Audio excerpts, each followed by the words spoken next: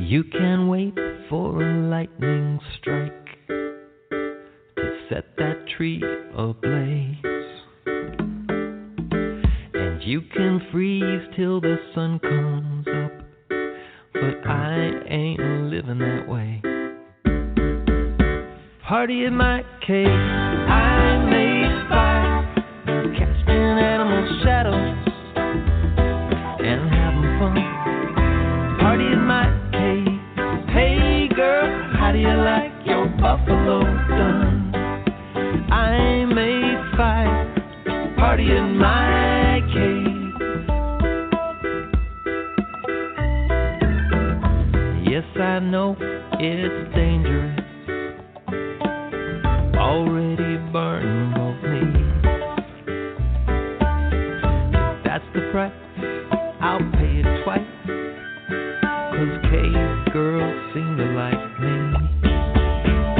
Party in my cave, I made fire, we're casting animal shadows and having fun. Party in my cave, hey girl, how do you like your buffalo done? I made fire, party in my cave.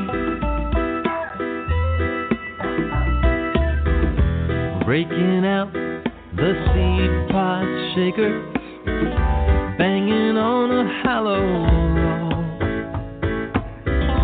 Girl, you got some fine maracas, let's shake 'em all night long. Party in my cave, I made fire, we're casting animal shadows and eating some.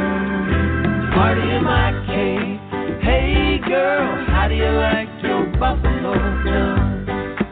I made fire, party in my cave. How do you like your buffalo? Hey, you're listening to Big Blend Radio with Nancy and Lisa, and today is day 3 of our Big Blend Radio Way Back When History, Heritage, and Cultures Festival. And you just heard I Made Fire. That's by the Tall Men Group. We love the Tall Men guys. Song. I know. My favorite song. And Party in my cave. Come on down. Rob Swigart gets an entire song as his introduction, and I think that's the first time we've done it. And I'm glad, Rob. Now, Rob is joining us to talk about his latest book, Mixed Harvest Stories from the Human Past. Rob, welcome. You have a whole song as a welcome. Nobody else has had that, I don't think. I appreciate that. I do. Yeah. Does it go with Mixed Harvest? I mean, they even brought the shaker out with the spices and seeds and things. So, kind of goes with that. It goes with eating. Mm-hmm. It goes with eating. Well, stories from the human past, and everyone, you can go to robswigart.com, SWIGART, just, letting people know I can spell .com. Go there. You can get your book everywhere, and this is not your first book. You've done, video games to talking about the human past. How did that happen? Wow. Just saying. Yeah. That was a long trip. I know. Yeah, I did a computer game in the 80s, and cool. Ended up doing some work for a place called the Institute for the Future. And I worked on climate change there in the early 2000s, and that got me going towards agriculture and the past. And I guess that's the short version. Well, I know Nancy and I've lived in different countries, and we travel full time. And I was very excited when we found out about your book because, especially in the Southwest, we're in Michigan now. This is all new to us on this side of the country, so I can't really speak about it yet. But the Southwest, we've watched what was going on with the Indigenous people with water and how they were funneling water and doing all these different systems and agricultural systems and waffle gardens and all these things. And so I was like, oh, wow, check this out. But then you go way back when and like hunter-gatherer to this now where we are. And we've done so many shows over the years about monocrops, these big giant farms, and it's like really weird, like your stories and thinking back to how we got into agriculture. Do you think people just got tired and said we need an easier way, but it's still hard? I think it wasn't that hard. I think what happened was the weather got good. The beginning of the Holocene, around 12,000, 14,000 years ago, everything warmed up. The planet got really lush. Human population increased, and kind of emergent property of agriculture is that if you drop a seed near the house and it grows, you go, oh, I don't have to go out and look for it. I can just drop the seeds here and they'll grow next to me. And it was too tempting to resist. And I think that because it happened all over the world, it's a combination of human population and the climate. So we probably couldn't have avoided it, since it also happened in the New World, which presumably was not connected at that time to the Old World. And we now have it, but I think that we need to be thinking about what the unintended consequences were. And that's what interested me about the whole thing. I was, like a lot of people, brought up to think that agriculture was the greatest thing that ever happened to mankind. And I began to wonder if that was actually true. And I discovered some other people were thinking along those lines as well, like Jared Diamond. So when you think about agriculture, there's taking care of your own. We kind of graduated, right? So it was, you have your own farm and you're working your own farm to tend your land. Maybe you have a side business, which has kind of happened in a lot of families. You think about 1800s in this country. I'm just saying in this country. You go back way back when England was doing things earlier, Europe. You talk about Europe a lot. We have Africa background, so like it's a little different. Yeah. So that's the motherland, man. So that is absolutely the motherland, and that's well said. That's where we came from. Exactly. There's no doubt about it. But we spread all over the world. Yeah, and the farming there was a part of a way of life. And if you came in as a white person into Africa, you brought I think Poisonwood Bible of Barbara Kingston, she did this whole thing about farming in that book. And I remember reading this going, oh yeah, typical white family moves to Africa and says how to do agriculture. And the Africans were going, oh, hell no. This is how you do it. You need to do, you need to plant your seed in like a cone of soil. And the soil was really good way back when we lived there, even in the late 70s and early 80s. And you did things in a different way than what you would do here. And they tried to mimic America over there, and it didn't work. And I thought I loved reading that because it was just this whole, we will make America work here. No, you won't. Because the elements won't let you do it. And I kind of feel like that is that argument of agriculture, of trying to twist nature in a way. We're almost playing God in some ways. That's exactly what it is. And it's in the Bible. We have dominion over the earth and the creatures on it, and we are to exploit it to the fullest. And I think that's quite awful as advice. We should be working with it, not against it. But domestication of plants and animals has changed them to the point where they can't go back. If domestic cattle missed us, if we disappeared, they would last a couple of years before they died out. We've changed things so much that the much of the planet that we've created won't survive without us. And we may have made a mess of things. My contention is that we can deal with it, but we have to do it wisely. And looking at what happened with the adoption of agriculture and the ways in which we've altered ourselves and the plants and animals that we depend on, suggests that we are going to have to make some changes in the way we behave. I think you mentioned it with monoculture. Mm-hmm. That's a devastating attack on the diversity of the planet. Mm-hmm. And the planet depends on that diversity. So we're going to have to rethink. I feel like, just going from our past and where we've been, and I'm just going like where we have physically been and witnessed things, and then there's books and there's history to tell us. I feel like the indigenous people always worked with the land a little bit better than what we did. As you know, here we are. Yeah, they're close. They're closer to the hunter-gatherer period. Yes, and they're not trying to make a profit on feeding other people.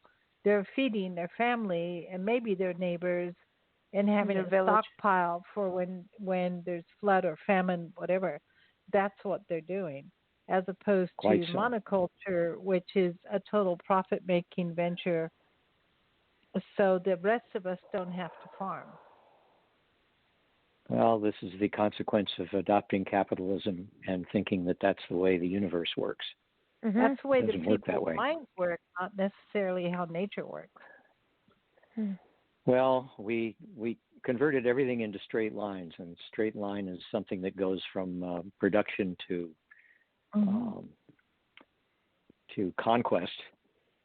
And we need to understand that the universe is a lot more complex and interesting than what we've ended up with, I think. Mm-hmm. I agree. Straight lines cut us off from the wild, and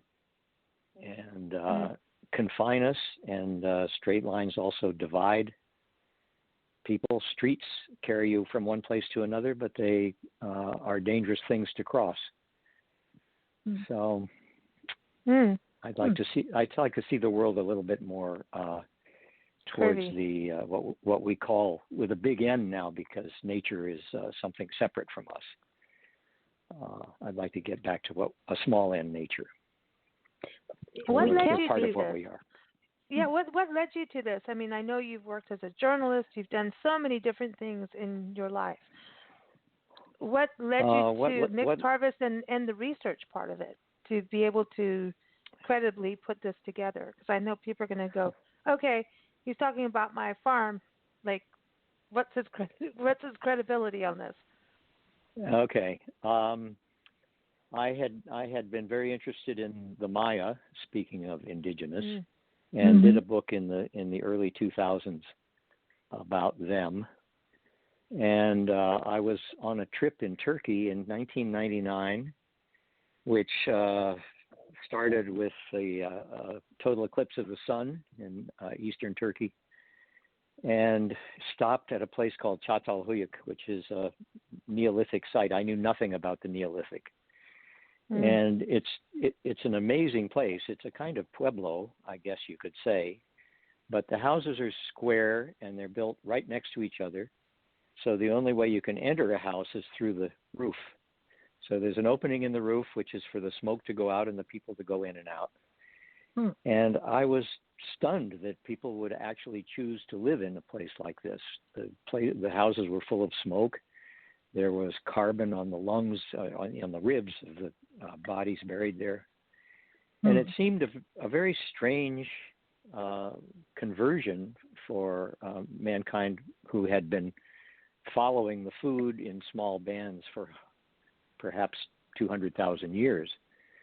And now to suddenly settle down and start staying in places like this and discovering that they had all kinds of stress diseases like arthritis from grinding the grain and stoop labor and so on. And then living in close proximity with the animals meant that diseases were jumping from the animals to the people. And guess what? That's still happening all around us now. So it seemed like a very bad idea. Now you have to admit that it's produced a lot of benefit. People do get fed when the weather is cooperative and there aren't too many rats and bugs. But there are consequences that we obviously could not think about at that time, but we can think about them now. And we have changed the climate. I was looking at a chart today. If you look at it, you can see that when the Holocene came and the weather got better, things warmed up, there was an expectation that carbon dioxide and methane would go down in the atmosphere. And they do go down. And then when farming really takes off, they both start to go up. And they go up very gradually for a long time. But methane started 2,000 years later because wet rice farming in the east produces methane. Carbon dioxide from burning wood and farming itself began a couple of thousand years earlier. And they both go up very gradually until the Industrial Revolution.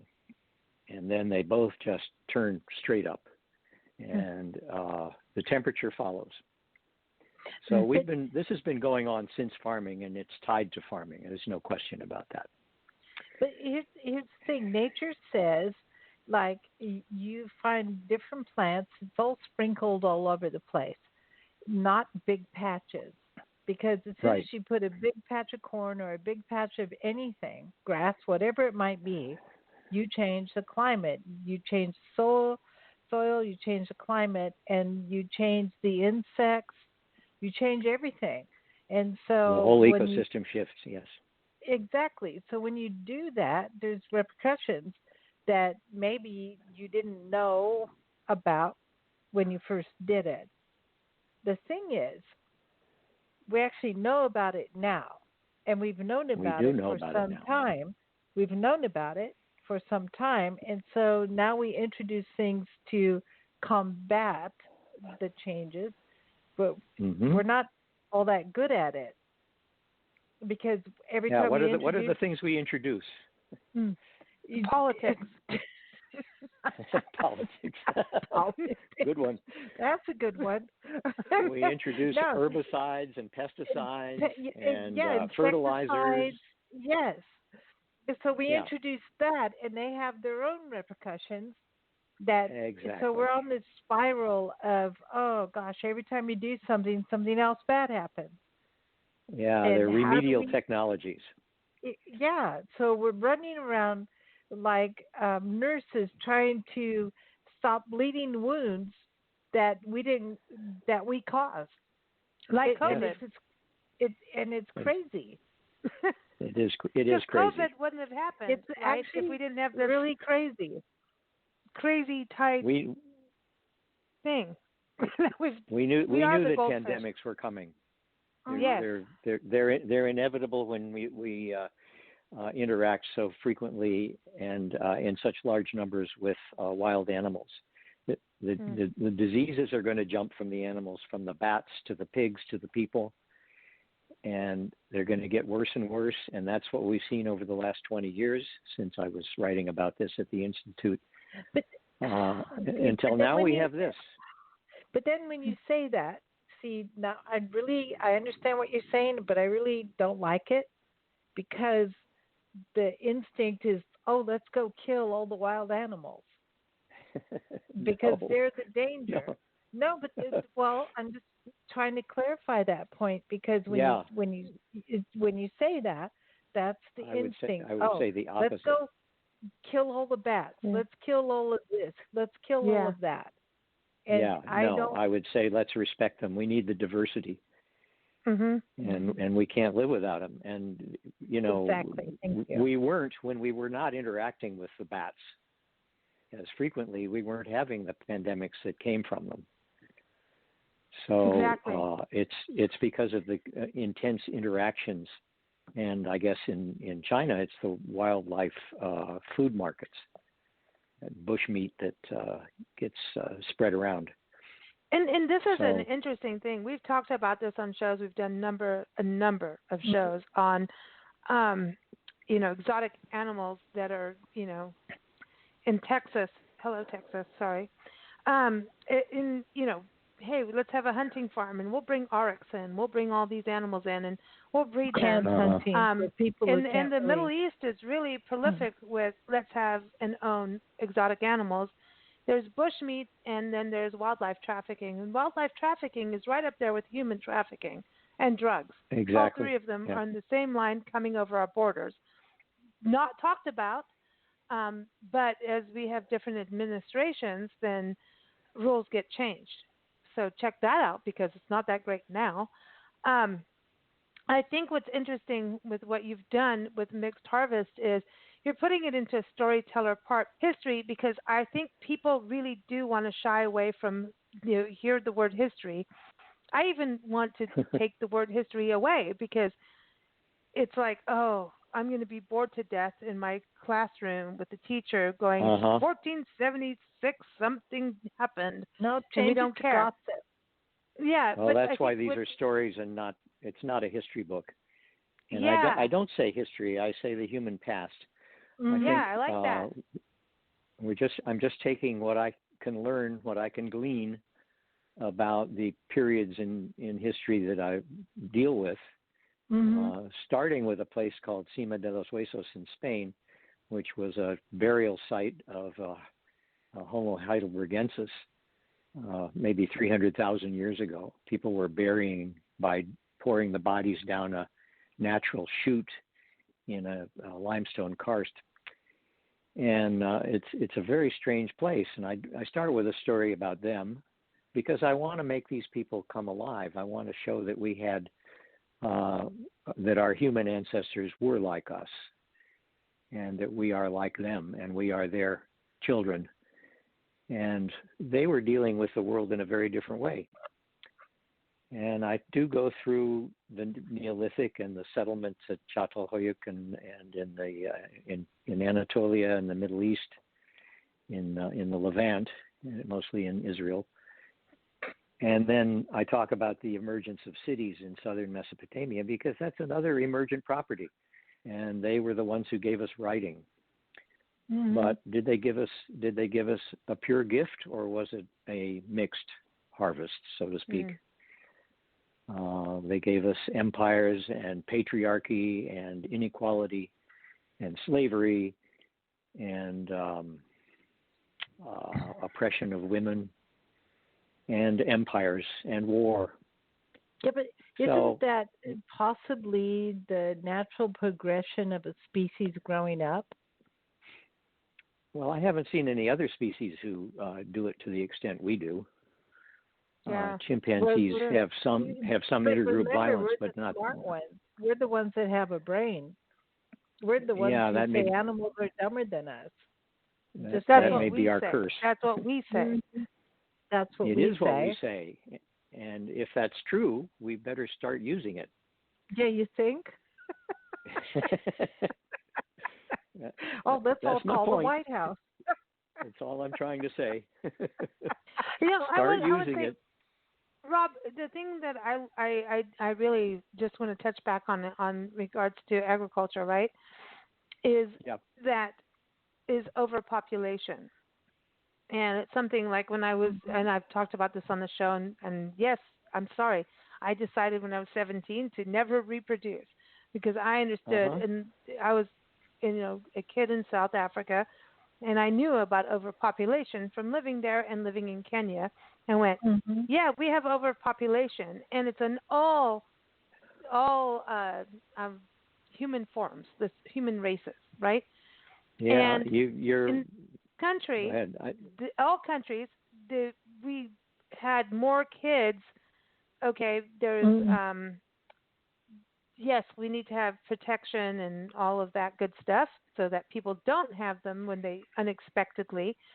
But families also had more kids to work on the farm, and that's what I see as this whole thing about the agriculture thing. But that was they also had much higher. Yeah, they had much higher mortality too.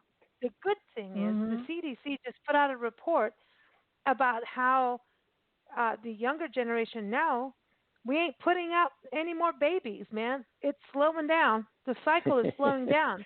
So I just want to say it is slowing down, and maybe that's natural. I think it's a good thing. Maybe it is because climate change, right? So we change the climate.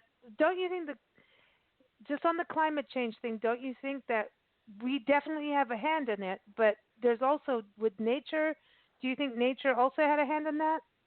Of course. I lean more towards thinking that our hand in it is the greater. Mm-hmm. I don't know that we should be, in fact, going in the direction of a new ice age. That's part of the natural cycle. And we have apparently interrupted that cycle because the methane and CO2 is rising instead of declining, which would lead as part of the process towards cooling. So I think that our hand in it is I had a photograph of the Yangtze Valley taken from the space shuttle in the 90s. And you can't see the river. It is yellow sulfur smoke filling it, and it's hundreds of miles long. We've known this for years. Anybody who looks at that photograph knows that we are having an impact on the planet that is not beneficial. Normal. But we have known this for years. We've actually known this for 40 to 50 years. We have known this. Yep. We just don't care because we want everything to be, what's that word? Convenient. That's convenient and profitable. Mm-hmm. Yeah. So this is the sedentary divide. Is when we stepped over that line and said, we're going to start growing, we're going to plant seeds in our backyard because they grow. That was it. That was the fatal step, yeah. I started calling it the sedentary divide. That was the real Adam and Eve because of the apple. I'm just saying, ooh. Uh-oh. Now I'm really going to get in trouble. Apple story. Okay, well, I'm ready to take that on. Go ahead. Yeah, well, because go ahead. Come on. The whole Genesis story is the story of agriculture. And you had Cain and Abel, the farmer and the pastoralist, the shepherd. And it turned out that God in those days preferred his roast lamb to his vegetables. And that caused a lot of trouble. But this whole thing about dominion, that's all the adoption of agriculture. It's right there. We're stuck in it from that moment on. Okay, so wait. So humans, cavemen on, right? Always did have some kind of spiritual connection to something, whether it's the stars or this kind of God or that kind of God, right? Whether it's human, Christian God. No, I'm just because they where did we come from? We can't answer that question. We had to make stuff up. But in the indigenous people, there is a level of respect to the land and to nature and everything that came with that. So, do you think that organized religion widespread. came with? Did organized religion come with agriculture? Yes. Uh-oh. I'm so in trouble. Absolutely. There are two descriptions of it. There's the what's called an imagistic religion, which is a sort of low frequency, high emotional impact events like initiation ceremonies that people lived by, and gradually with writing it moved to a doctrinal, which is a high frequency, low emotional impact repetition of what's written in a book. So the religions of the book come with cities and writing, and cities in particular have to be organized hierarchically because somebody has to run huge scale projects, particularly for irrigation around the city. And in Mesopotamia, the way that started was the temple. They would say, okay, now a god has moved in here, and that's the invention of the gods, because gods didn't exist before that. Most of the natural forces were natural forces, large animals, weather, things like that. But when you start organizing people, you have to give them instructions. So they start writing down the instructions.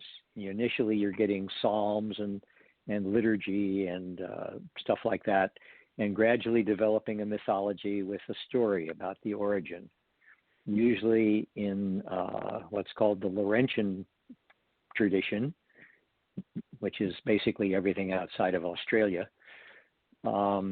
There's an origin where there was chaos, and then like that's it. Australia's different. You're down under. Yeah. Australia is different. Australia, they don't care what happened before. People just appeared. They popped up out of the ground or out of an egg, and there they were. They don't care about what happened before. but the Western tradition, the Western tradition, you know, we divide the waters, the land from the water, and there's a god, and the god is cranky and has some children. They always have children, and the children are always quarrelsome. And then in Mesopotamia in particular, I love this story. They said they went to the head god and they said, we're tired of doing all the work. You know, we got to do all the planting and because they're farmers.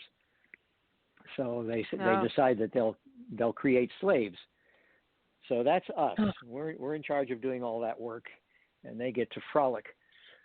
But people have a tendency to reproduce and get noisy and make trouble, so they get wiped out. Yeah, Nancy. And that happened 3 times in Mesopotamia, or 4, ending with the flood. Wow. I mean, it's so we have stories about that. Yeah, it gels with it, but it's interesting on the religion thing because it's like it's all connected with leadership and politics at the end of the day. It really is. Yep, it sure is. It all is. But and then we have to all believe what this person says, and we don't. Leader. It's natural. Somebody has to take over the leadership, and I mean, there's always the head lion, the head whatever horn. no, I mean, there's always the alpha male, sometimes alpha female. You know, so that's how it goes. It's the bully is at the top. Uh-oh. Well, in some species, but not all. Yeah, hopefully. I mean, what do you think we can do today? I mean, if you think about all this ancient history going into now, here's where we are. Yeah. And if you look across America, it's crazy. You look in England, it's crazy. It feels like the world's on fire, right? So. It does, and what it is. What would you think? Do you think we just like? I look at.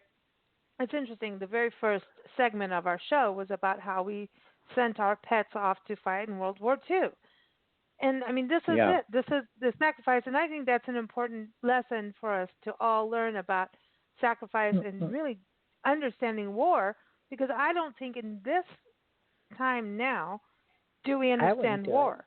Do we understand that kind of sacrifice? And obviously, we really don't want to, right? Why do we want to have war? We're just all going to be annihilated by one push of a button. That's what we've been told. Well, it's not like guns and warfare like on old terms. If there was a big World War III, somebody's going to push the big red button and we're all bye-bye. That's what we think. Yeah. I was in Turkey with an anthropologist at a place called Gobekli Tepe, which is a huge kind of ceremonial center from 11,000 years ago, way before anybody thought these things were even possible. And they were huge 5-ton blocks of stone that were carved into pillars and erected in these circles. And the anthropologist just mentioned in passing, he said, this is a system that's designed to scare the crap out of teenage boys.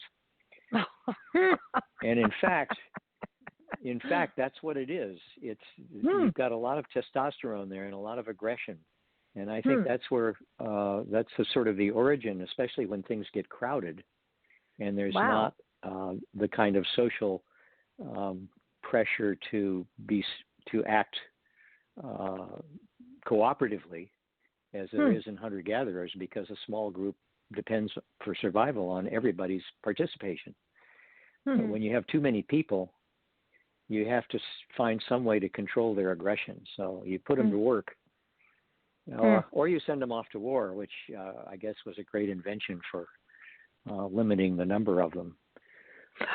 But that's not going to work anymore. We do have too many people. I was in a meeting at the Institute, and I raised the issue of climate change, and a participant from the CDC actually came up to me during the break and said, and we have another problem, and that's too many people. He actually said we have 5 billion too many people, and that was 20 years ago. So we probably have 6 billion too many now. Yeah, and that's the thing about this whole disease and like COVID and everything. Then like, I feel like nature puts out diseases to control a population. Nature does a balance. And if I say that on a show, which I just did, now I'm going to get in trouble. But this is like, I'm not saying I want your loved one to die or you to die, please. But nobody's saying that. Nature is a balancer. She will put out something to balance out the scales in some way because we are too many people. I think the younger generation of now, they're not having children. They're working. They don't need to run a farm. So the convenience of agriculture has now grown to we don't need to have so many children, but now we have a whole bunch of chemicals. So that's where we're at. Less well, we children. are sure on the same page. Yeah. We're like loaded in chemicals. We've got this. It's like, okay, and now we're a stressed out community. Like really, I mean, honestly, if I just walked off into the woods, I'd be quite okay. Honestly, because I grew up that way, I would be fine. Just leave me the heck alone. That's it. I don't need all this stuff that goes on in the world that we've created. We've created our own stress level that creates, I believe, more energetic stress on the planet because I do believe energy lives. And I think there's a heat wave because of people's stress. It's weird. And I know it because I get stressed out. I know that if I'm stressed out, Nancy gets stressed out. The dogs around me are going to be stressed out or whatever. People are going to be stressed out. So then you're putting that out there. Or if you play pretty music, everyone's going to be happy. So you know what I mean? There's an energy level we're putting out. Well, keep it up. Keep it up. Yeah, we need it. Well, I'll put positive stuff out there instead of angry. But excellent. Just in closing, with your book Mixed Harvest, I love it because you really tap into what's going into our mouths and what we do by survival. Are you going to follow it up with some more? Are there more works? Because you seem to be a man of all traits here. Somebody asked me after this book came out what it would be like without agriculture. And I am working on a science fiction novel about a planet that has no agriculture and comes into conflict with a planet that does have agriculture. Ooh. And I don't want to say too much about it, except they're the same planet. Okay, so now wait. I've got to also backtrack here. You're a pilot. Okay. Was a pilot. But still, you understand that. You have to have the precision of this, and this is how it goes. Yeah. So you understand, like, where it cannot be messy. So the world without agriculture is messy to people. That's messy. It's work. And how are we going to do that? It's messy. And, we have gardens that, have to be in square blocks and landscaped and not messy. But when you think of the world without agriculture, it's messy. It's a big fear. It's only messy if you think of it as messy. Yeah. But you know what I'm saying, right? Messy. But it's not organized in straight lines the way our world is. The human-made world is organized in straight lines. The pre-agricultural world is fractal. It's organized by what focal points, objects in the landscape, big trees, rivers, mountains, and so on that you can navigate around. But we had a kind of natural history intelligence that allowed us to understand how the world worked in that state, and we've lost that. So yeah, it looks messy now. You know, and I don't know if we'll ever get it back. You know, my first house that I bought had this big lawn in the front, the circular driveway and a lawn that was sloping down, and I tore up the lawn, and all the neighbors got upset because everybody had the big sloping down lawn. I tore it up because I thought it was boring. And then I bought all these wildflower seeds, put them in a big bowl, mixed them up, and it went out, and I threw the seeds all over the place. And like 4 to 6 weeks later, here come all these little plants. Now, they weren't all like the tallest plants at the back, and then the medium tall in the front, and then the smaller ones.